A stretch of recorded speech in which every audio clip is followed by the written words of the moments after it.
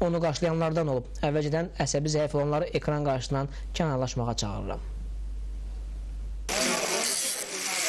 Bugün saat 12:30 radələrində Lənkəran rayon İlgə kəndində 3 yaşlı Zeynəb Həsənovanın əli elektrik ət çəkən maşının içərisində sıxılmış vəziyyətdə qalıb. Dərhal xəstə Lənkəran Mərkəzi rayon xəstəxanasına gətirilib. Fövqəladə Hallar Nazirliyinin müvafiq xilas etmə qüvvələri elə xəstəxanada təhlükəsizlik qaydalarına riayət etməklə xüsusi alət və avadanlıqlar vasitəsilə elektrik ət çəkən maşınını kəsərək uşağın əlini çıxarıblar.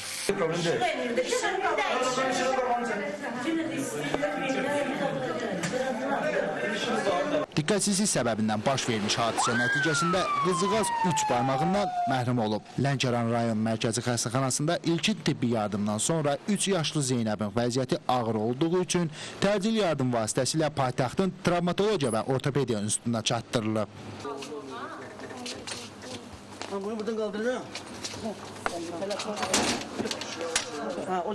Ailəsi ilə bərabər xəstəxanaya gələn Zeynəb Həsənova cərrahiyyə şöbəsinə yerləşdirilib. Məlum olub ki, Zeynəb Həsənova sol əlindən 2, 3 və 4-cü barmaqlarını itirib. Artıq Zeynəbin son əlinin üzərində ilkin cərrahi əməliyyat həyata keçirilib.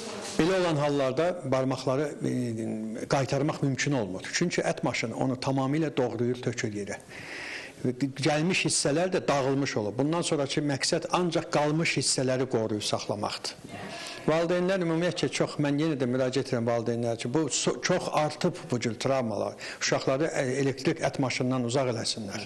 Bundan başqa, həkim onu da bildirdi ki, balaca Zeynəbin əməliyyatı daha bir neçə mərhələdə davam etdiriləcək. Xəstənin atası kamera qarşısında müsahibə verməkdən boyun qaçırsa da, şifahi olaraq bildirdi ki, oğlu və qızı evin həyətində oynayırmış. Həmin zaman nəzarətsiz qalan uşaqlar ət çəkilməsi üçün quraşdırılan maşına yaxınlaşaraq düymələrini basıblar. Bu vaxt isə bacının əlini ət çəkən maşının içinə salmasını görməyən qardaş düymələrinin birini basıb. Nəticə isə göz qabağındadır. Hazırda Zeynəbin vəziyyəti orta ağır olaraq qalır.